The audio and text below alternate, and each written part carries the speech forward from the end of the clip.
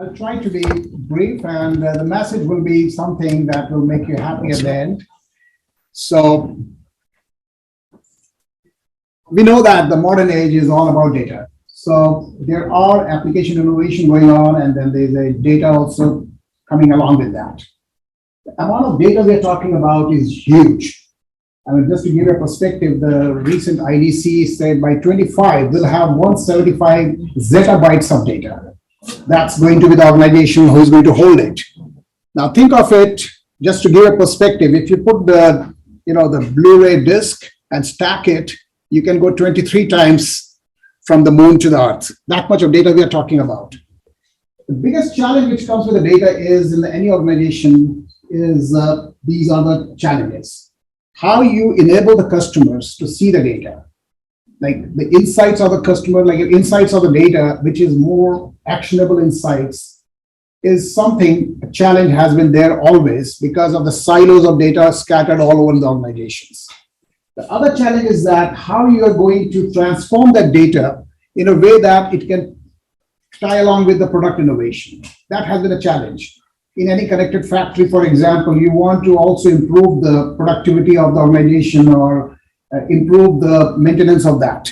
So these has been the challenges. So I'll just go quickly on that, how to optimize, how to empower the people. These have been the insights of the data which everybody has been looking for. But the challenge is that how to tame that beast. So I think somehow it's not working. It's not working. I don't think it's working. Here it is. Sometimes you have to, let me see. That's okay, I can manage with that. There you go.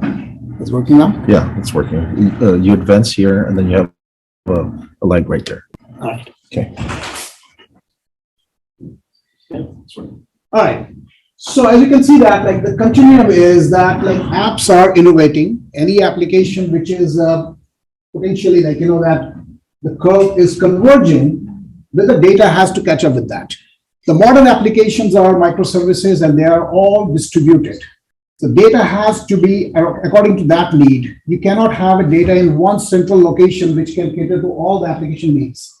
So therefore, it is very important that like you have to take care of the data also along with the application innovation. It has been a challenge, and we are going to see that what are the different kind of challenges which is posing these problems of not getting data organized in a way that application can take benefit of that, or the organization in itself can bring the application applicable insights out of that. So there are multiple business needs. If you think of solving the problem with the one holistic approach of bringing every data in one central repository and then try to run the AI model or any kind of analytics on that, it's not possible. Because the agility at which the business is going, different line of business, cannot catch up with that. The other challenges are like, that you have to run certain kind of specific localized machine learning models that requires data at a much more granular level, and that has to be available in a certain way, which others may not require. So it has been a challenge on that part. There are some data privacy requirement. The GDPR, for example, that doesn't allow you to bring the data in one central repository. If you put the data in different silos, that again is a problem. We'll see that, how we can solve that. So these are the burden of the data architecture. On the left side, you can see that like enterprise requirements are all scattered. There are requirements with the licensing, the monitoring is a challenge, the scalability, performance are the challenges. You think of it whichever way, it's going to be a problem, but you cannot live without the data. So you have to have the data, then how to tame this? So we have got the other building blocks here. You have to ingest the data somewhere. You have to create a data warehouse to cater to some of the analytical needs, which is the traditional reporting structure. Yet you have to have the data science team to be fulfilled. So these are the challenges, data, technology, and people. Like, you have the data, complexity, velocity, we know that all the 3 V's. We know the technology is not going to be your best help here because there are different divergent requirements. So one of the ways that it was solved, was thought that it was solved is that data analytics, like you bring everything into data lake, you run everything with the same central location and then try to solve the problem with the warehousing or some kind of data science, that has its own challenges because you are still not fulfilling many of the enterprise requirements on the left side, and you are still leading with a siloed approach in a way. If you go with a mesh, that's another way of thinking, like, that is also going to be very productive. If you think of every line of business having your own set of domains, data domains, and then bring the insights into one central location, that could be another way to solve the problem. But then it has its own challenges. You don't have a common data model. You are missing some of the information with not having the same version of information all over the static. So that still leaves you with a siloed approach. If you go with the data cloud, which is another way of thinking it, that like bring the data, raw data in one place, and then use a marketplace solution like Snowflake, for example, or some other SaaS offering, which can ingest the data, the important requirement, what you have, that can be fulfilled. But then yet you're missing the big insight, which are left in your raw data. So that has its own challenges with the compliance and other pricing and the license and whatnot. So we know that these are the promises that we have, any modern data-driven enterprise has, that you will give the insights at the speed of market or like speed of innovation. The other is that you will allow them to have that agility to use the data the way they want to. And like, for example, the fact dimensions will require the data to be in a certain way. The data science team requires data in a very granular way. They want a schema on read kind of. The governance is another challenge. Like, you don't want to deal with that because the compliance will slap you. And then no matter what you do, the GDPR requirement or some other specific region requirements has to be fulfilled. And then the value chain is another one, how fast you can enable the product team or the other business line of business. So the modern data warehouse typically was thought of, and we have this offering still there. Like, you have the cloud offering, like in terms of data ingestion with the data factory orchestration that we have offered from Azure. Then you have the transformation with the SD Insight or like Databricks, which is our partner. You can seamlessly integrate the data from the data lake. And then you have the SQL data warehouse, which we call it Synapse Analytics now. So that's another way to look at this. And then you have Power BI for visualization. But this was scattered. And as you know that any services, all the cloud service offerings have a number of service offerings, like services which have its own challenges of interoperability. You have to still try to talk to each other, and then seamless integration is always a challenge. So what we try to do is that with Synapse offering, we wanted to give you a unified approach, take care of all those enterprise requirements, what we just talked about, kind of fulfill under one roof. So you bring the data to data lake, and from there you have the Synapse Analytics running, and we'll go and see that how it fulfills most of your requirements, what we just talked about. So this is Analytics Continuum. This is always going to be a problem that like you will have different type of data still coming in. No matter how many data types you have ingested, you still have some more data coming in, unstructured data, some new set of data which you had not thought of that can be also useful for your analytics. So this is a continuum. It's never going to end. So you have to provide a flexible way of dealing with this, where you are separating the storage ingestion from the compute and the data science side of the world. Synapse is the perfect answer to that. You have got all the data ingestion happening at a layer where the storage layer is decoupled. You link services with the Synapse compute, and then you have the visualization of the data science layer, which can still be run from the Synapse itself. So we'll see how that can be done in a quick second. It provides you limitless scale. So Synapse compute can be changed as per your scalability requirements. It can have different DWUs, what we call it, the units for getting you more horsepower. You have the security also baked in that. So once the data is there and you have got the enterprise level security already in place for you, you can run the Spark engine on top of the same data set, what you can use for your dedicated pool to create some dimensional facts, but that can give you some powerful insights. The good feature about Synapse, if you can ever go there and then try that with the visualization of that data from the Azure Data Lake itself, it can give you the visualization of the data without loading the data into a table. So you can still have that CTAS feature on fly. So this is an overall unified experience. You can have everything fulfilled here. So if you see at the bottom, you have still got different silos of data in the organization, technical silos I will call you, because of the different business needs. You have different type of compute and storage offering from Azure or outside Azure. Also, you have some on-premise. The connectivity to all of those data sources can be done from Synapse data flow. So the data factory that sits under the Synapse layer, which is called data flow, and that you can connect to any number of sources, including Azure's Cosmos DB, for example. We have Synapse linked to that. We have three cloud versions of Microsoft. One is the Azure that we all know. Then we have Dynamics D365, and we have M365, which is called Microsoft Cloud. So you have connectivity to all those thanks to Dataverse. So you can not only get the data from your Azure services, you can also link to your Power Platform. Power BI happens to be one of those Power Platform offerings. So you have Dynamics, you have CRM offering, you have different things on the Power Platform running. You can connect to that thanks to Dataverse. You can still connect to M365, where you can get some office productivity analytics. That also you can pull from there. And you can make any number of connectivity to different sources that you can think of. Of course, we are talking about the IoT, that you can pull the data through event brokers, and you can have that coming in to Synapse layer.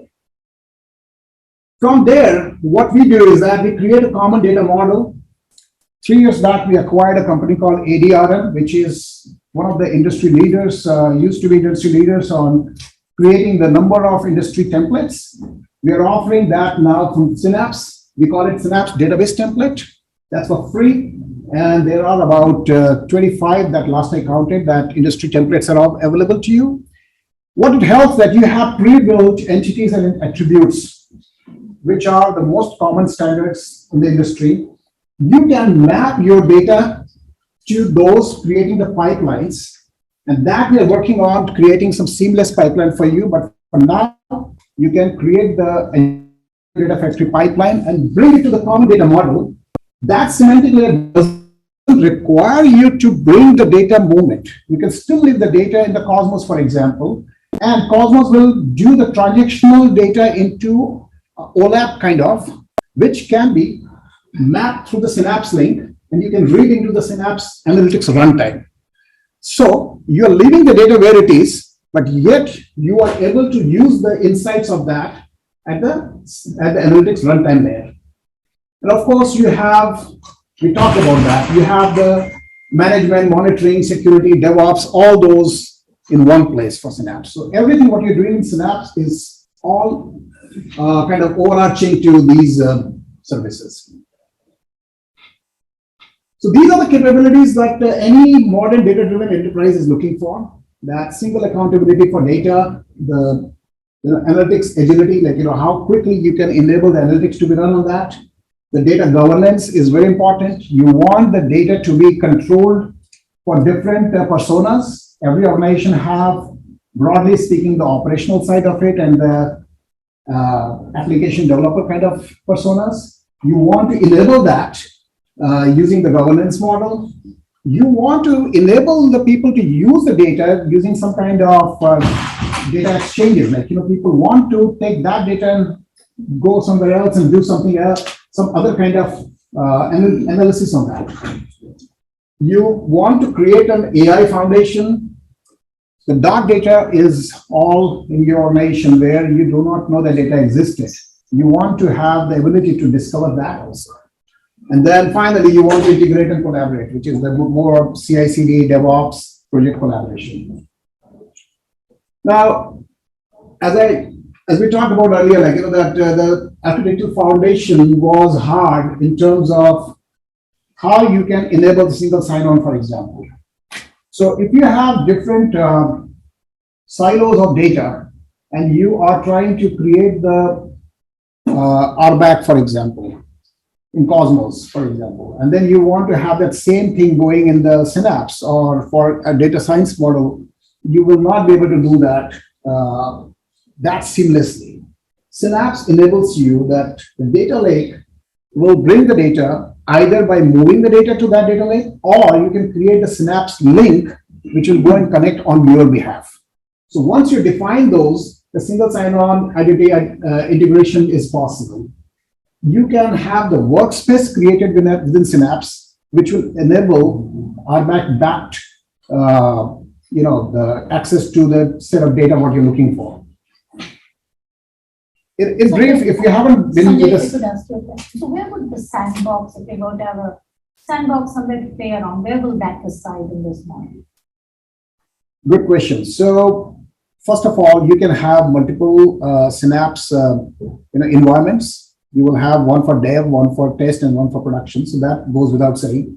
But even within the production, for example, you want to create a zone, which we can call it as pre-raw zone, like raw zone or something like where you're ingesting the data and you want to take that data for your analysis. You can still do that. You can create a folder within the data lake and you can manage that, and then you can move the data back to the flow where you wanted to get it back to. So you have, and on top of that, you have ability to spin up as many dedicated pools as you can. So you can have one dedicated pool dedicated for your sandbox nature of work. So you can just see the same data. So it's same data you are able to see from different ways. So different dedicated pools, you can have different ways of analyzing it. So that's more like a SQL kind of workload. You can still run the Spark pool there, which can enable you to see the data science kind of work. Like you can run the Spark notebooks, like Jupyter notebooks. You can have the Python or Scala or R running on that, and you can still see the same set of data what you are seeing for dedicated pool. So this was one of the ways that you can have that integration going on. And then we just talked about that published, curated, and raw. Typically we do from the left to right, but in this case it's right to left. So you have that raw zone where you can have the sandbox or any other kind of analysis if you want to do. We'll go a little fast on this. So as you can see here, that this provides a hub and spoke kind of model. So either you can bring all the data in the hub, or you can have the data sitting in the spoke somewhere and you can integrate that with the connection links. So Synapse Links enables you to connect to that. And you can yet disseminate the information as per your curated form of data to different workloads. That also is possible because Synapse is going to be an open hub for you from where you can access the data to whichever other APIs or services you want to. So data mesh, we talked about that this either you can think of virtualized or materialized, that it has its own challenges. Every line of business has their own agility and their own skills. So it doesn't match with everyone. You have a lot of challenges with that. You can have their own mesh 1, mesh 2, mesh 3, but they all are having their own interpretation of data, or they are having their own set of data, which is always a challenge, which is going back to where the problem started with. So Synapse is a better way to handle that, because in a way you are creating that logical layer of mesh as the form of dedicated pools. That dedicated pool will be exclusively for each domain. As you can see on the top, you have, it's not that visible on this screen, but the top layer is nothing but your domains. You create your own domain and you can deal with the business needs as per your requirements, yet you are not manipulating any data at the core level. You are just, that final form of the data is what you're storing. You're not messing with the data which is at the raw or the transform layer. That you're still living at the Synapse data lake layer. So that's the agility that you're giving, and governance becomes much easier because we have Azure Purview. I don't know whether you have been familiar with Azure Purview. We used to call it as Azure Data Catalog. Now we have added much more features in that. Azure Purview will be providing you data lineage to the different sources from where you're ingesting the data from. Secondly, it runs on your data sets and it provides you a metadata store, which can tell you what attributes and entities you have ingested. And it will point to the each and every data column level, the raw level, which you want to enforce some kind of control. What we call it as a policy. So purview policy can be mapped to the RBACs, which goes back to our Active Directory. So one individual user can be in multiple roles, and those roles can be mapped to multiple policies, and those policies can be on each and every data attributes or entities. So that is how you can have purview being a very powerful way of governance. So once you create a policy, and let's say you have HR policy created, those attributes which fall under the HR policy will be the only ones which will be visible to the HR persona. So likewise, you have the governance become easier with this while giving you the data agility, what people are looking for. So think of it like, these are the different way of common data models that we have offered. Some of these are here, like, that is already, but there are about 75 industry verticals that we can have eventually the data templates being offered to. So the siloed governance we talked about, you have your own set of data and you have your own set of governance needs. So you fulfill that. But then when it comes to the centralized governance, it's always a challenge with the siloed approach or the mesh approach. So we talked about the purview, like, this is like, data lineage, classification, data assets. It gives you which source data is coming from, so, and who has got what policies enforced on that. It can go to any number of sources. It doesn't have to be only on cloud. It can go to the on-premise also. It can go to any other dataverse or any solution that you're trying to get the data from. The data exchanges we talked about, like, how you can have the centralized Synapse hub as a hub, and then you can offer it to different business needs. You can also have the data shared amongst, thanks to Azure's whole ecosystem. You can share it in whichever way to different marketplace, or you can publish into different, like we have Synapse, we have Power BI, we have Azure ML, where you can have the model registered and you can have that model being trained also with the Azure ML workbench. You can also deploy it on the edge. We recently announced SQL Database Edge, which is like a thin version of SQL. It can run on any remote locations. You can have Azure Stack, by which you can run the Azure Community Services. You can publish wherever you want. Like, all these are talking to seamlessly to Synapse. The insights you can also put onto the dynamic side of the world. We talked about the challenge is how to integrate the AI. So we just talked about that. Like, the data is the central now with the Synapse, the unified approach. The AI can also run from within Synapse by spinning the Spark pool. So there are two sets of pool. One is the dedicated pool, which is the SQL pool, which runs a typical SQL kind of workload as against the same set of storage. Whereas the AI-driven things are more Spark-based. So that can run from the Spark pool, and you can have your notebooks attached to that Spark, just like Databricks does. You can attach that cluster, and you can run the AI models against the same set of data. So the data underneath layer is same, and then you run the different compute on the Synapse workspace. So you can have the different type of MLs running with that. You can have on the right side, it's like, you can deploy with the different options. We have different offerings. As your ML batch is there, that can be have scalable option of deployment. As a PaaS service offering, you can use the Docker image and you can deploy the AKS, Azure Kubernetes Services. You can have SQL Edge. You can have so many options of model deployment. Yet you can have model registry in one central location. You can have feedback loop with the model scoring. And then they all can be, the data can be featurized within Synapse. So you can have a notebook which can go in the flow, which can featurize your curated data or any streaming data and you can run the models by invoking the Azure function, which is deployed anywhere with the model, what you have, and that can score, and that scored data can be stored either in the dedicated pool, or you can push it into any other database that you think of. We have democratized the machine learning. We have in one of the very kind of aggressive one, open source now, and we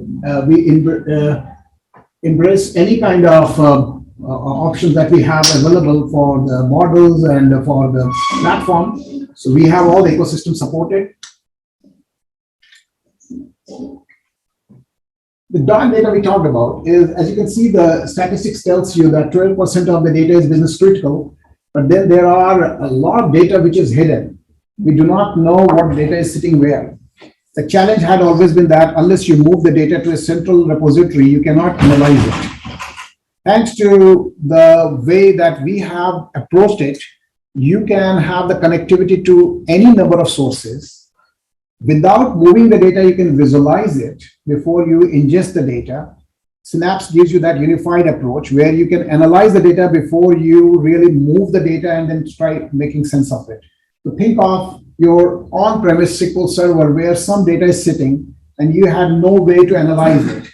By using the Synapse link service, which we are going to announce very soon, that you will have a link which will not require you to do anything, just provide this on-premise SQL server details and it will connect to that.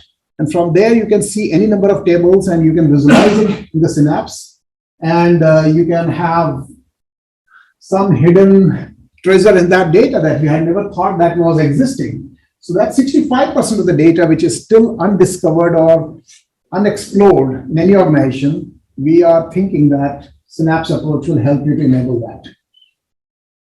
So we talked about that, and it goes across the industry. It's just not that it's in the retail or manufacturing. Everywhere you have set of dark data sitting, which you are not able to analyze otherwise. We talked about the Synapse link. So as you know that Cosmos is our streaming services offering. So any data like web clickstream data, or in the manufacturing, you have got all the sensor data coming in. You have got different sets of data, which is fast, like chatting, for example. All those kind of data, you want to analyze it in the real-time fashion. So that real-time analytics can be done, and you can have Cosmos as a storage layer for that, and compute also. But that's the way you mostly have the fast-paced data coming in, what we call it as hot path. The hot path is going in Cosmos. Now, the challenge was that Cosmos is going at such a rapid speed, you don't have time to move the data in a timely fashion to analyze it in Synapse. So what we did, we had those transactional data transformed into analytical store in the columnar fashion in memory, available on fly, and you can have this Synapse connection directly to that, and you can read that. So without moving the data, you are able to read the in-memory data, which is transformed into columnar store. So that's the way we have solved the problem, and we are adding more such links to our Azure existing services. So Dataverse is one example. The others are SQL Server. I talked about that. We are going to add a few more. So think of it, Synapse is your go-to way where you have connectivity to all the Azure services or Microsoft services on fly. And then for ingesting the data, we are going to allow you with our data flow. It can go to, for example, AWS, or you can go to GCP, or you can go to any OneDrive or any storage from where you can pull the data and you can bring it. So that's how we are approaching this, because we know that data is not going to be only in your control. There are many data available. Syndicate data, for example, is available, or there are some published data that you need to pull from some API calls. So we are enabling that also. We talked about the collaboration. So DevOps, it's fully integrated with DevOps, Azure DevOps, fully integrated, or you can have GitHub, GitOps. They all can talk to Synapse workload. Whatever you are creating, that can go into that pipeline and you can push it. So it's like end-to-end lifecycle management, and you have got Azure monitoring in place, which talks about like, for example, any data flow didn't complete successfully, it will alert you. So your operation team knows about it and they can address that. So we talked about the analytics continuum. It's not a one-time solution. It's ever evolving, and you will have more acquisition, merger happening. You will have divergent needs. You cannot have one size fits all solution. So you cannot think of as a one-time solution. You have to keep on innovating, and then this continuum will keep on going. You will be always challenged with some new set of data. How to cater to that? So you have to have an approach where you separate the storage, the ingestion, and you separate the compute and the distribution side of it. Synapse is a perfect way to do that. So it's a multi-cloud and hybrid. So we are leader in the hybrid. So we can always talk to on-premise database better than any other cloud offering. We have the auto tuning feature in this. So as I talked about, like, that you put the DW, whatever upper limit, and that will automatically scale for you. So with that, I would like to end here, and I would request all of you to try Synapse, give it a try for Synapse, and then see that how it solves your most of the data problems. If you have any question, you will have my email, and then you can reach out to me. There are other data solutions offering also, but we didn't touch that because today's topic was more on analytics, how we can solve the analytics problem. And I tried to give you a way how Microsoft approaches that.